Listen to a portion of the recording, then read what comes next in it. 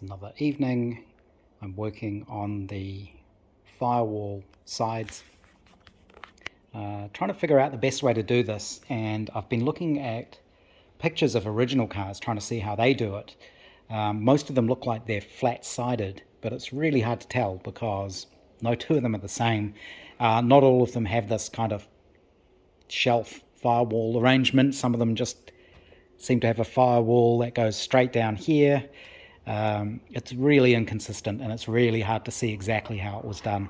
Looking at pictures of 8075 and 8079, there could be a bit of curve in this, but that's what I've ended up doing. I've made a sort of angle piece here, and I use the shrinker stretcher to put a bend in it. So I put the 90-degree bend in. 90 degrees is actually too much. It needs to angle in to follow the line of the car, but I can do that afterwards. And then by shrinking and stretching this edge, theoretically it only needs stretching to get that curve, but I had to adjust it, so sometimes I had to go back a bit. What I will end up doing is this flange, I think I will rivet it to the firewall here, and then it bolts through. It uses the same 3 bolt holes that bolt the firewall to the frame, and then that will give me a lip here. This top piece will be trimmed flush, and then I can make the panel that sort of goes on the side here. I may remake this front piece. It's just a flat piece of aluminium, so that's pretty easy, so that it's got little flanges on this side coming out, bending out. And again, I can't use my 90-degree angle because it isn't at a 90 degree. That would take it in here. I need it to angle out to join up to this. And then that panel that goes on there will have a hole in it, and there'll be a separate panel to block that in, because then it lets you get your hand in to adjust the pedals or get to the steering or the clutch or whatever you need to do. So that's kind of the plan at the moment. And the way I think this will work, this bit's all attached to the car, this bit's attached to the car, this edge here unbolts, and so will this one and this one. I think that's the way I'll do it, so that you can take the front half of the body off the car if you want with the firewall. It'll just leave this in its place. I don't know how often you'd have to do that, hopefully never, but it's probably the best way to do it. I think that'll work. So, like I say, I think remake this. Having a flange on the end will also help increase the stiffness of this a bit, so it's not just flat, it'll stiffen that edge up. And of course I need to make another one of these for the other side. They're not mirror images because the curvature of the body isn't exactly the same on both sides of the car. So they'll be handmade. It was interesting, there were some good comments or discussion on one of the last films about cars like this looking handmade, and this is probably a good example of that, where, you know, I've sort of random orbit sanded it a bit just to clean it up, but you know, unless you go mad, there's always going to be those marks there from the shrinker stretcher, but I'm just going to leave them because this is just going to be raw aluminium anyway. You know, it kind of shows how it was made, so it'll be fine, I think. I should be able to adjust the angle of this. Once this is all bolted down and is tight, then I should be able to bend that without affecting this bottom one. If I try to do it now, it's all going to warp. The other thing I still need to do is drill out the holes so I can actually get all of the bolts through. Some of them are a bit tight, and I think that's because the aluminium shifted slightly on the timber, so the hole between the aluminium and the plywood inside there is tightened up a little bit. So I'll have to run a slightly bigger drill bit through there, but there should be enough bolts all the way around that it clamps hard onto the frame. It's probably too late to make the second one now, unfortunately, but I think that should work, I hope. The other thing that occurred to me is I don't actually necessarily need to put a panel on that to cover up that hole. you know, obviously you want the firewall to blank off as much as you can so you don't get fumes and things coming in from the engine. But realistically, there's no way to do that on a car like this. It's there's just too many openings and things around the engine and the gearbox and the firewall. I don't know how you would seal that, and I don't know if it matters because it's an open top car. So, you know, your head is sticking up here. Anything that goes through there, the fumes, they're not going to build up anywhere. And of course, you won't see that hole when the bonnet is closed. I do need to decide how I'm going to do the bonnet and where the bottom of the bonnet will be. Obviously, hinge down the middle, and this is where it varies. Some have panels that detach from the sides, and the bonnet's quite short. I will probably do it with the integrated hinge like I did on the Austin 7. So I'll have the bonnet coming down to here maybe.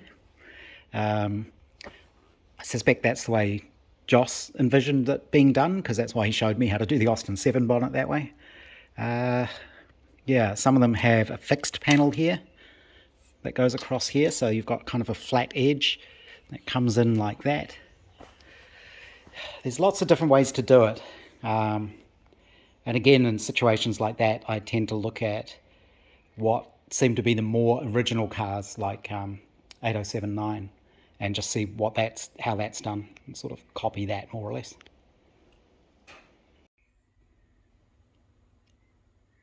Working on the firewall again. I have this side done, and I've also run the drill through all of the holes. It wasn't because the holes were too small or in the wrong place. It was just they didn't quite line up, and running a drill bit through them just sort of shaved off any bits where the bolts were catching. So tonight I made the second curved piece that goes in here, and again it just sort of follows the line of the car, but this has also got an angle on it so that on this side I don't have anything flat. This isn't long enough, but it gives the idea. The sides don't come out at a 90-degree angle, of course. They're on an angle towards the front of the car. So this piece, this angle changes a little bit. See, it's fairly flat at the bottom there. And as it comes up, it angles around a little bit. So these panels will need a little bit of shape in them because this edge and this edge and this edge is square and this one's curved. On the other side, it's much more pronounced because if I just put a flat panel in there, across there, the pedal would hit it. So this side is actually going to need quite a bit of a bulge in it to clear the accelerator pedal. So that's what I'll do there, and that's why I left this flange sticking more straight ahead, because that panel will come around and curve around here. So this will have more shape. At the top here, it's almost flat. I may tap this in just a little bit more up here, and then it sort of starts coming around. So those panels are going to be a little bit tricky, but we'll see. The other thing I could do is leave it open in the middle, but I think I'd rather have them closed off. And I may, because this one's going to have a lot of shape, I don't think I can have a hole in the middle of it. So I'm thinking of a different way I can attach those sides so I can unbolt things if I need to. I suspect it will be that they'll be riveted on here and they'll unbolt from here somehow. So maybe there'll be a thicker piece riveted in here that I can tap. I don't know yet. I'll figure that out. I could make it so the top is removable, but I need to think about that as well, because there's probably going to be an SU pump up here that's going to be attached to the firewall. There's still a few little bits and pieces that need to go around that area, but it's coming along. I think it should be easy enough to shape those panels. You probably just bash it out on the sandbag and then smooth it off on the wheel, just to give it the the shape it needs. Of course, none of that is seen from outside the car because the bonnet will cover all of that. But I think that's probably where I'm going to stop for tonight. Looking at this again just before I go in, I realised it might be better to make the removable panels in the top here, because then I can have a couple of holes in the top and I can get my hands in here to get to any of these bolts on this panel pretty easily, and I can make those probably almost flush so that they sit in, so that when those panels are in place, that all sits flush. There might be a way I can do that, because I think I'd rather do that than have holes in the sides. It'd be nicer if I can just rivet this straight to here and this top one and have bolts through the front, so there's just a folded flange on the front, probably on the inside, so that looks neater, just bolts through. And if I can cut a hole in the top here, I can get my hand down just to do up these bolts. It'll be the same as these, basically.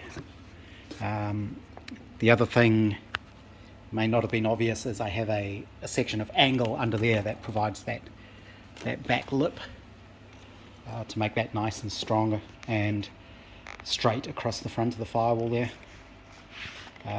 You can see with a piece of cardboard, even though this is curved and this is straight, if you can get a piece of cardboard to fit across it without having to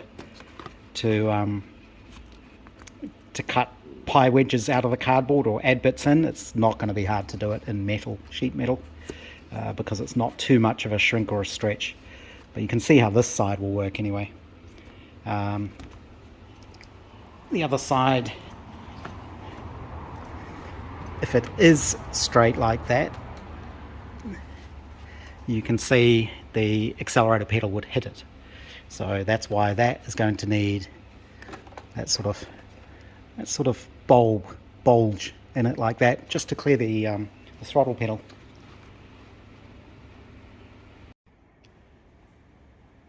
Out in my shed again. It's the weekend now, or at least Friday afternoon, and I'm working on the firewall again.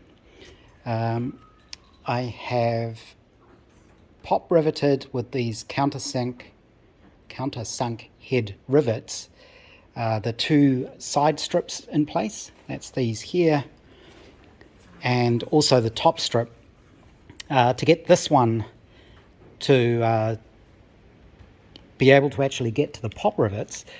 Because it's so close to the angle there, I had to machine up a little extension. So when you've got the rivet sitting in the hole, this goes down on top of it like that, just to lift it up, so that when it goes into the little rivet gun, it'll clear things. So that was a quick little job. I'll keep that with the rivets. I didn't have to use countersunk ones here because you won't see these, of course, but it's nice. It keeps it all consistent. So I can put this back on the car now and start thinking about how I'm going to do the top and the sides. So I think the sides are going to be one piece without a hole, but I still want them to be removable. So they'll bolt to this flange and the flange on the front of the firewall. And I think what I'm going to do is the top piece will have removable panels. So there'll be a piece on the top here with holes in it, and you can get your hands through the holes to do up the bolts. This could be a lot of work for something that I'm never actually going to use, but I think it's good to do it now. You wouldn't want to have the car finished and then realise that you need access to things. So I think it'll be worth doing that. And what I may try to do is figure out a way that I can make those panels so that they're sort of set in, so that they're flush. It's not like a piece of aluminium with another piece on it to cover up the hole.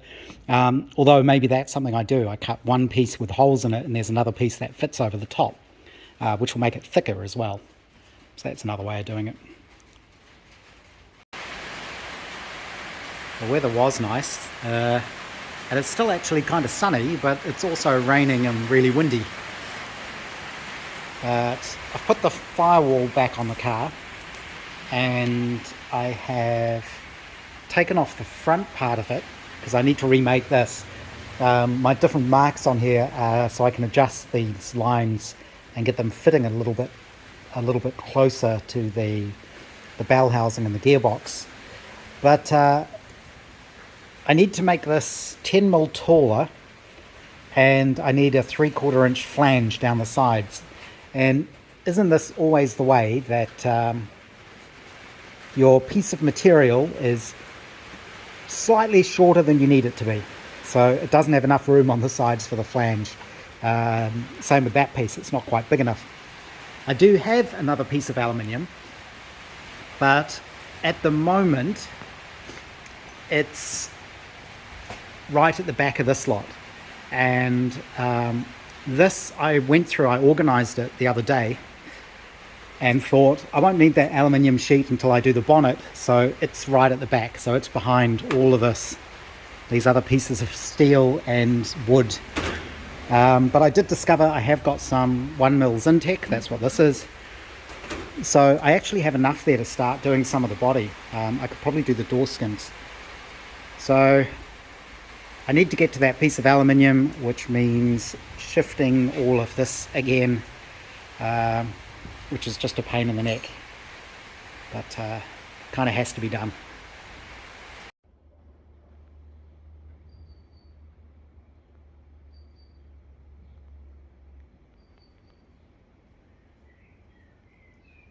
As soon as I start talking, Milo wants to help. Don't you, Milo? So I managed to extract the aluminium sheet. Moving full sheets of things around on your own isn't easy. The aluminium's not heavy.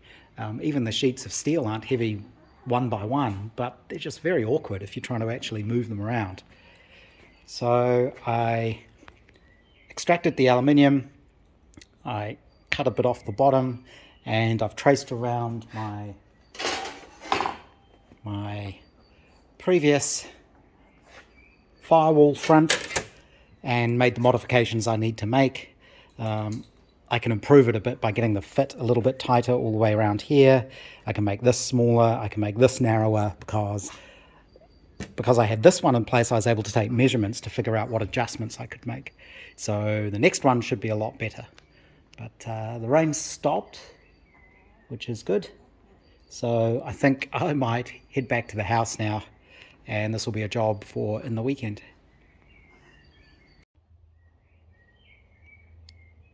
Out working on the firewall again, and I've finished making the new front piece of the firewall. That's come out much better. What I ended up doing was using the old one. You can see this place is an absolute tip at the moment, but to get it nice and tight around the bell housing, I used the masking tape to build up the edges. You can see where it was short, and then use that to trace around on the new sheet of aluminium, and that means I've got a much better fit. In fact, it might be too good. I probably need a gap there to account for movement. What I want to see that I can find is a piece of it'll be like a P-shaped piece of rubber, so it'll have two arms and a sort of circular piece on the end, hollow, sort of a weather seal type strip that I can put around the edge of the aluminium, so it actually tries to seal between that and the gearbox, but allows a little bit of movement there. I don't know how much movement there will be. The engine mounts on the Riley are pretty solid. This is basically the mount. It's a bar that goes right through the block or through the crankcase. And there's a rubber cone in there, and at the back you can't really see it, but the way the rear of the gearbox is held is there's two rubber blocks with steel plates between them. So there is a little bit of flexing there, but I don't think there's going to be a lot of movement. So I remade that and added the flanges on the sides, and then I made the top piece here. I ended up making that twice because I messed it up the first time in a couple of ways. One, I wasn't thinking that I was going to use the angle there. I'd forgotten, and folded my own flange on there, which took a little bit of work because this is about 620 millimeters and my little metal folding brake is only 600 millimeters wide, so I couldn't use that. So I set it up on the edge of my bench. This is why I've got a piece of steel angle screwed along that edge of the bench. It's set into the timber, so it's flush with the timber, and it gives you a nice edge to hammer things around. So I did all of that and then realized, oh, I didn't actually want that. So I tried cutting that off, but that kind of made a mess of it. And I'd also folded the angles down on the sides, but I messed that up as well. I forgot to take into account the thickness of the material. So when you do these folds like this, you mark it, and I want these faces here to be flush, more or less flush. And the first one I did, because I forgot to take into account the thickness of the metal, I ended up 1/8 of an inch out. So it stuck out too much. This is pretty close. I mean, this is within easily a 1/16 of an inch, maybe 1/32 of an inch. But what I need to do now is I have, with these countersunk rivets riveted on the aluminium angle, that needs to be drilled so that I can put through more of these Whitworth gutter bolts, stove bolts. These holes need to be opened up just a little bit, and then once this is all actually bolted together, this will actually be riveted onto there. Actually no, it won't be, because I just realized I can't do that because I can't get the rivet gun into that tight corner unless I did it from the other side. So this piece will be screwed on as well, I imagine.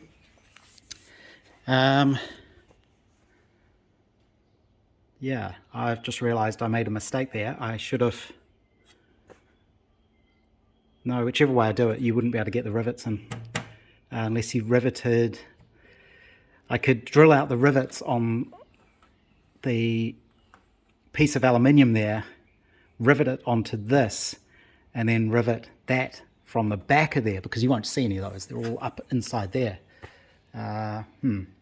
This is what happens when you don't think things through all the way. You end up making mistakes like that.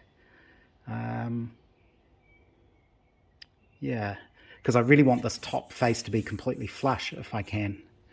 And then the problem is, of course, how do you bolt all of this together? So I could still maybe do it on the sides here, leave these open, and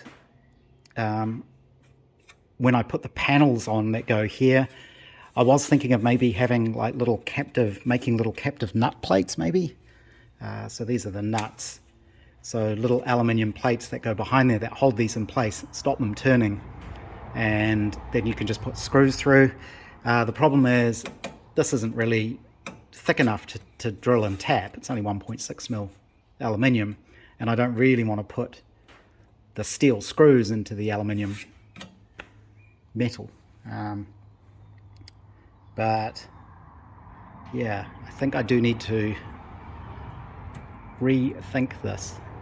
The other thing I discovered is you can just get this in place. It's actually quite hard to get it in place. It's kind of one of those puzzles where you have to rotate it and get the angles correct and put it in the right way around. You cannot do that with the firewall in place. So the firewall would always have to come off if you want to get this off the chassis.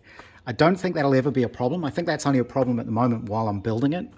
Because the idea is when this is all finished, if you want to get the body off the car, you separate it here. And you take these panels off, you separate it here, and then the front of the body lifts off, and then you would just be able to take the firewall off if you need to. And then you can also get this off pretty easily. But you can sort of see now how I've made it so I've got a flange all the way around to attach this panel to. Yeah, and of course the reason you can't just attach this to here fully is because of the steering column. So if this was attached to here, there'd be no way to lift this off. Of course, the other way I could have done it is made it so all this lifts off and the slot is at the bottom. But I didn't want this to all be floppy. So doing it this way makes this far more rigid. And of course, I'm going to put another little piece that goes in there. I may actually just rivet 3 pieces of aluminium together, and it'll then, if I make the middle piece smaller, so you've got two edges that grip the outside or slide over the outside, it can be a piece that just drops down and sits in there. So that's the plan. So I've had to take this apart and put it back together so many times now. I can do it pretty quickly, but it is just annoying. But it's coming together quite nicely. And I think you can see on this side with when this panel goes on there, that'll be quite nice and neat and tidy. I wanted it to all be neat. Looking at the pictures of the original ones, this bit is all quite nicely done, or it seems to be quite nicely done. It's hard to tell from the photos. So I wanted to kind of hide as many of the angles and flanges and things as possible, so it's all just clean looking, no sharp edges, but solid. This is another good example of not paying attention and making a little mistake. Not a big deal, but still annoying. I had to take the firewall out yet again to fit, or rather to drill the holes in the top of this piece so I can bolt them together. And I can't get that out without taking the firewall out. So I took all of that out. I drilled the holes. This was a good place to use Clecos. I set it all up, drilled one hole, 1/8 of an inch, and then put a Cleco through it to hold it, and drill each of the holes in turn like that to make sure it was flat and all held nicely in place. Whenever I drill things like this, or like drilling the holes to put these angles in, you always start at one end. So you get one end correct, and put the rivet in, and then you can adjust the other end to get it to line up. If you start in the middle and you're out, you can never get it to line up. It'll seesaw around the point. So I started at one end to minimize the error. So I did that. I had that piece clamped on here, drilled the holes, and I knew that I didn't have much clearance inside there because the nut has to go inside there. And I worked out the measurement, and again I forgot to take into account the extra 1/16. So all of my holes ended off slightly off, which meant I couldn't get a nut behind them, wouldn't fit. So what I've had to do is use little files. These are actually chainsaw files, but this is a 3/16 chainsaw file, and I was able to add that 1/16 that I needed. I just filed these as slots. So I should be able to put this back on the car again and hopefully bolt the front to the back. When I had it Clecoed together, I did go round with a hammer and dolly and get these flanges to line up nicely in the corners so that when I put the aluminium on, it sits flat. So I have the firewall back in place, and I almost forgot but didn't. I made this little blanking plate. So it's 3 pieces of aluminium riveted together. I put a couple of layers of tape on the middle piece to act as a kind of shim, and then that slides down into there just to blank off the steering column, and then that should all hopefully fit flush and bolt up like that. I'm also thinking, I like how neat this looks. I don't want to cut holes in the top. I think for these side panels, what I'm going to do is I will make little captive plates. I might just braze the nuts to some plates and rivet those in place behind these, so that I've got captive nuts there and I can just screw those side panels on. I think that'll be the easiest and neatest solution. So that's all back in place now. I had to file a little bit off this. It was stopping this pulling to the position it needed to be to get it all lined up. So I managed to get all the screws in. I did have to use a needle file on one of the holes just to get the screw to go in. I've been a lot more careful building this than stuff I've built in the past, where you drill a 3/16 hole and you've got a row of them and you end up opening them all out to 1/4 inch to get the bolts to go through. I've tried to be a lot more careful with this one and doing things like using the clecos and being really careful about what I'm doing. I haven't actually needed to enlarge too many of the holes. There's a couple here and there, but all in all, just trying to be careful, it's worked out reasonably well. I'm just doing it carefully and slowly. One of the reasons I don't film myself doing everything is because, one, it would take too long. It's a lot of effort to do that properly. And two, you'd end up seeing me do the same thing 3 times because I often make something and then mess it up, or make something and realize I could do it better.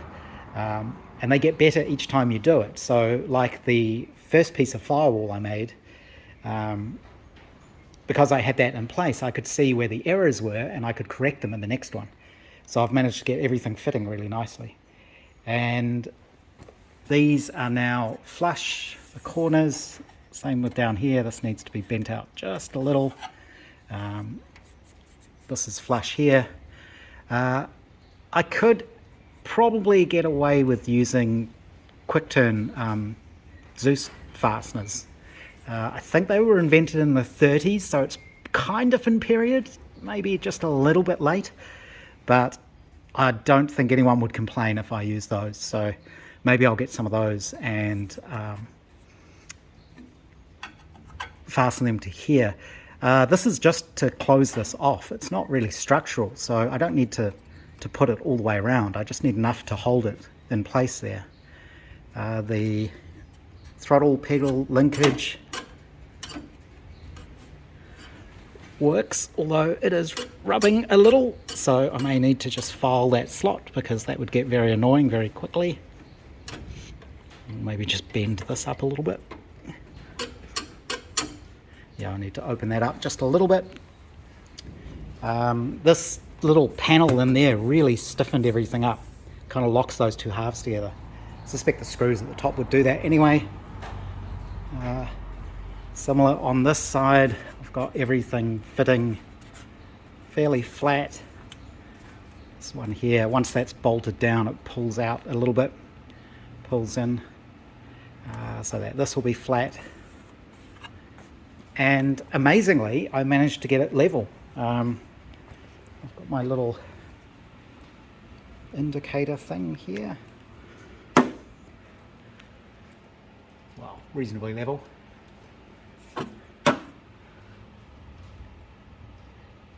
There's a little bit of shape in the panel, I guess, but that's not too bad. And it's actually straight that way as well, which is good. Actually, a better way to show that, there's a marble. That's out of a spray can. Whenever I throw away spray cans, I rescue the ball bearings and the marbles out of them. I don't know why, but I've got a jar full of the things now. But that's good. It's come out reasonably well. It's also square on that corner. This one isn't quite square. I think what's happened is this is in just slightly, just fractionally. So if I put a square on there, there is a little bit of a gap, but pretty sure nobody's going to notice that. So I'm really pleased with how that's come out. It looks really neat. It's very strong. It hopefully won't rattle. Yeah, it doesn't move. There's no flex or anything in it. These panels on the side will add a little bit of extra stiffness to it, I guess.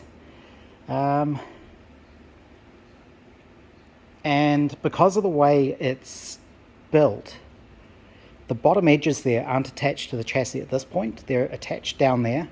So if this does flex, because it's mounted here and here, that distance is quite short. So I'm hoping there won't be any twisting on it, or not as much twisting.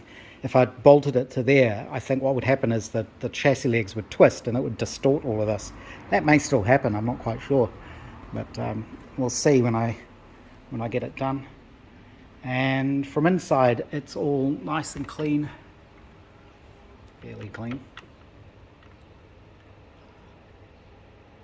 So, I need to trim the tape around that little aluminium piece.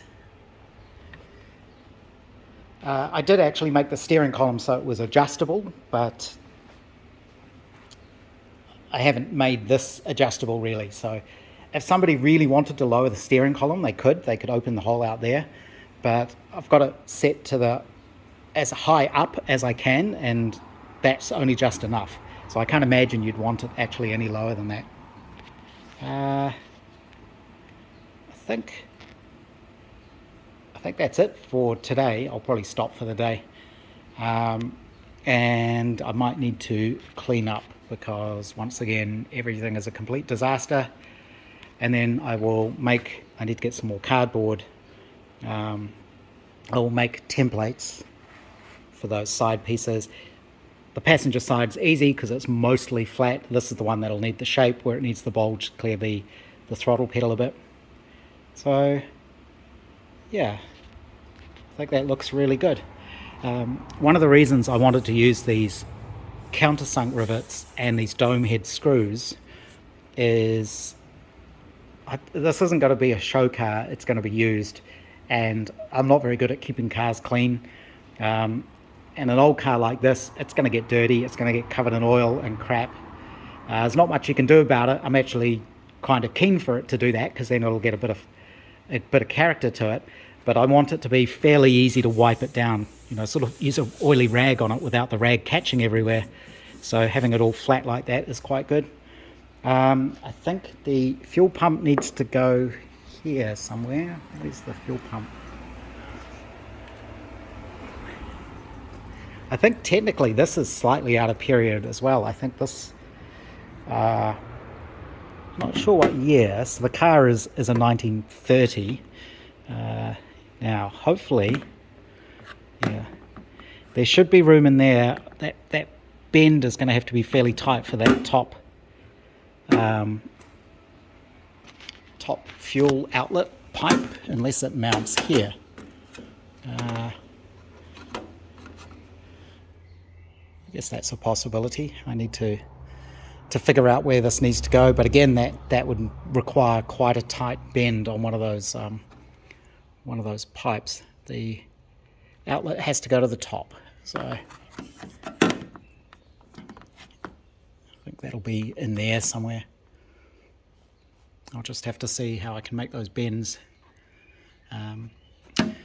or I could,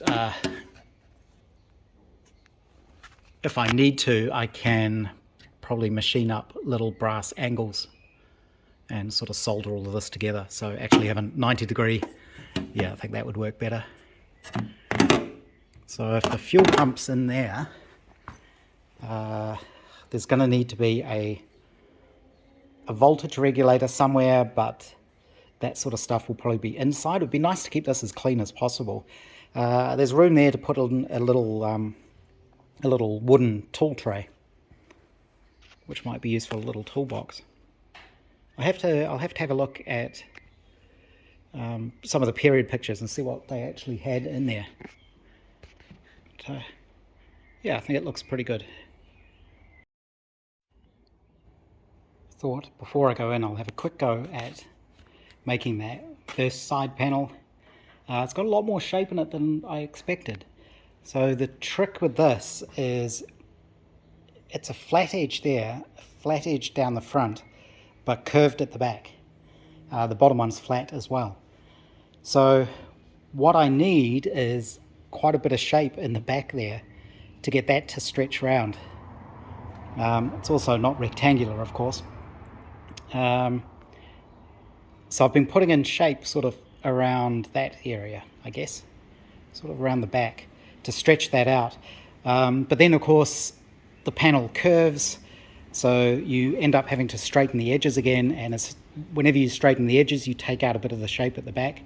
So it's kind of a slow process of trying to shape it and get enough stretch in it so that I can get it to sit flat. It's pretty close now. If it was screwed down, it would fit.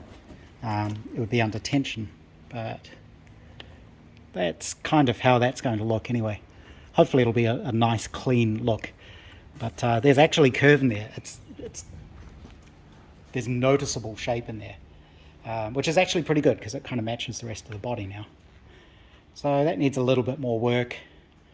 Ideally you want it to fit flat without, or fit touching all around the edges without there being any sort of twist or tension in it. I think it's just going to take a little bit more stretching along that back edge. This side panel needed a lot more shape than I first expected. So I've ended up using the sandbag and stretching it, hammering it out, and then smoothing it off. It's getting pretty close now.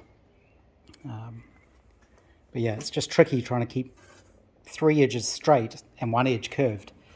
So I have had to put an awful lot of shape into there.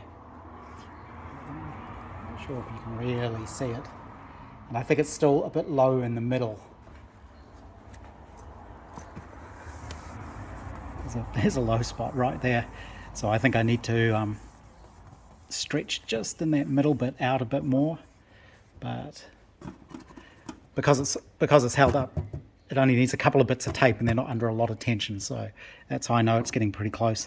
And I've left this at the bottom so that there can be a rubber strip that kind of goes underneath there. So I think when I do the other side tomorrow, I'm just going to go straight to the sandbag and really dish out the part that I need around the pedals.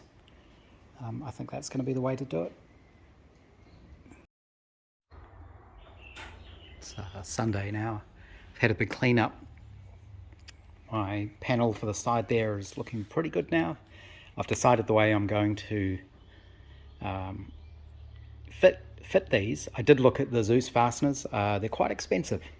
So I've decided what I'm going to do is I'm going to braze nuts, those Whitworth nuts, onto thin strips of steel.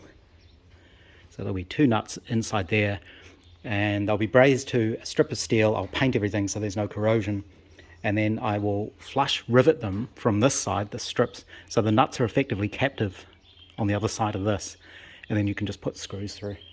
I think that's going to be the easiest way to do it. I've got all the stuff I need to do that here. I need to strip the zinc off the nuts first before I can weld them. I'll probably TIG braze them, I think, because they're quite small. I don't want to risk ruining them. And then I need to make the panel on this side. I'm quite keen to actually cut out the holes for the instruments. I think that would look pretty cool. It'd be nice to see what it actually looks like with the gauges in there. But I've got a bit distracted in my cleanup. I decided to reface my little piece of railway iron here. Oh, hello Milo. You've come to help? Good boy. When I first did this, it was when I first got my mill, and I wasn't very good at it. I wasn't very confident. So when I milled the ends of it, they ended up on an angle. So this wasn't square, it was more like a trapezoidal sort of shape. So I've been wanting to face them up for ages. I'm actually using the cutter that came with the mill. Of course, railway track steel is pretty hard, so it's making quite a mess. But I've got one side, one face trued up. I had to sort of shim it. So now I should be able to flip it over and do the other side. Now I've got this as kind of a reference face. I think I will machine a flat on the top as well. This is quite pitted. And maybe these edges, if I can clamp it down just to give me nice square edges all the way around. They're quite useful shapes, these railway track. The profile is quite a good sort of dolly shape. I have finished squaring up this piece of railway track. I machined the top of it to get that flat, get through all the rust pitting, and then flipped it over and did the bottom of it as well. So this is all nice and smooth now.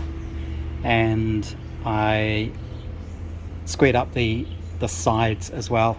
I think the proper way to do that would be you would run an indicator along one of these edges to make sure that this was set up right in the mill.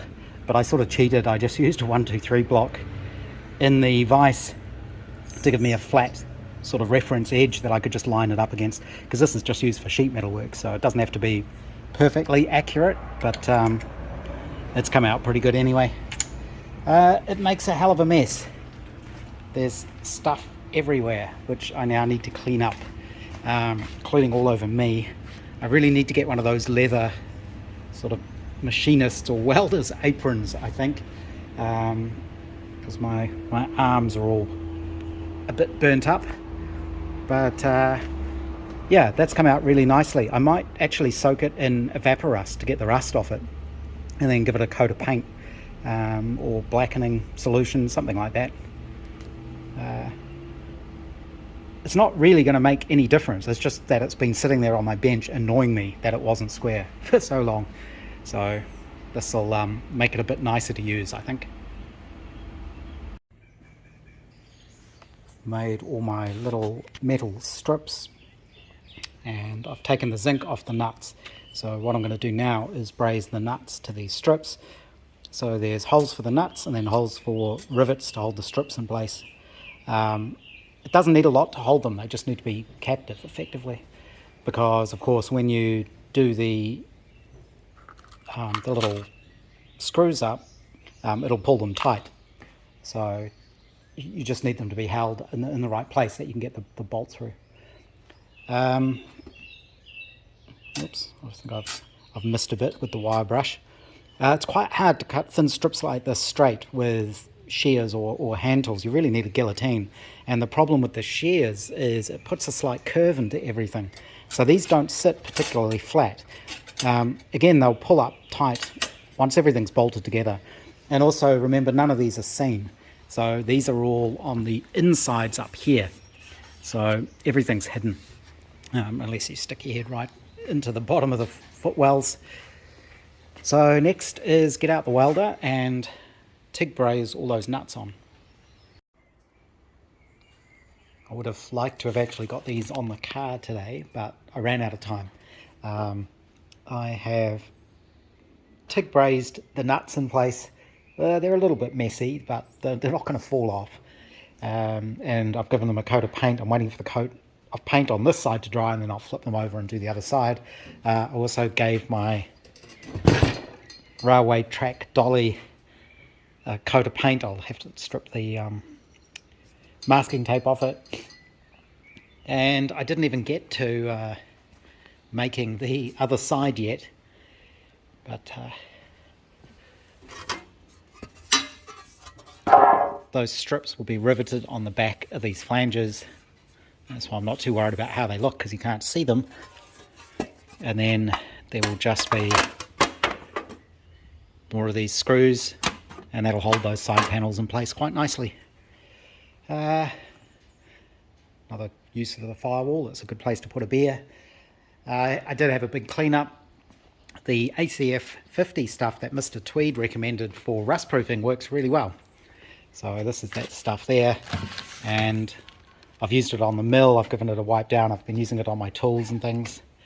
It took a while to clean up the mill after milling the railway track. I'd like to know what sort of steel they use in those tracks. It's I think it's pretty tough stuff, and there was quite a lot of orange sparks coming off it when I was machining it. The other thing to mention is one of my viewers, Gary, saw that I'd broken my 2BA tap, and he very kindly offered to send me a replacement one, and he actually sent me a whole set, which is really, really nice of him. Thanks very much for that. He has a Swallow car that he's fixing up. I'll put a link to his YouTube channel in the description of this. But very interesting little car. It looks like a very original car, so it'll be interesting to see how he gets on with that.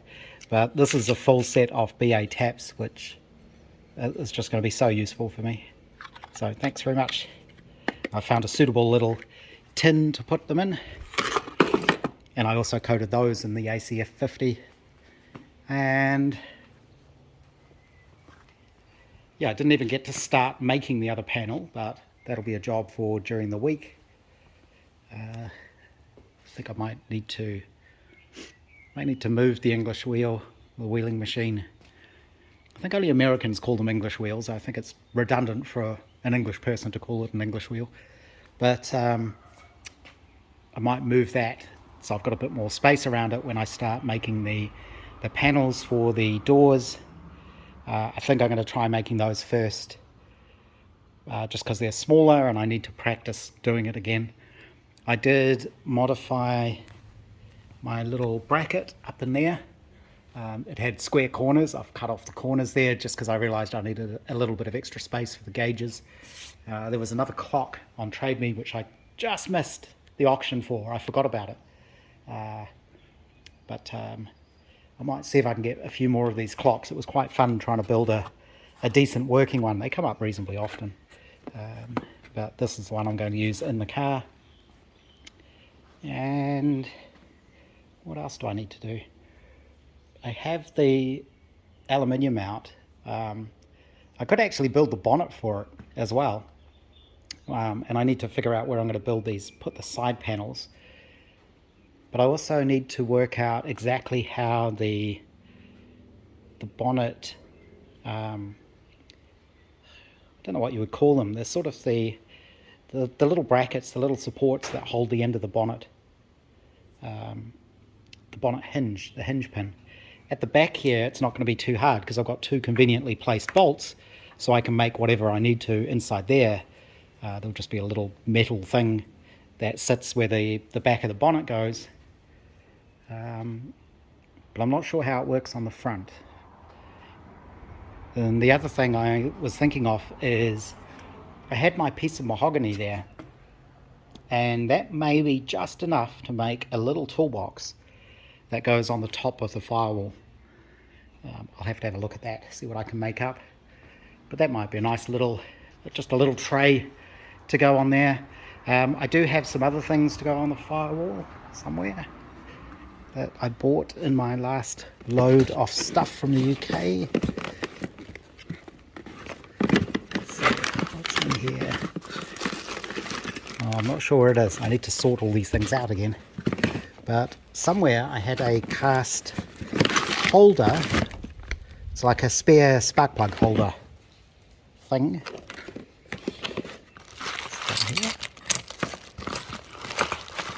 Those are lights. These are bonnet catches.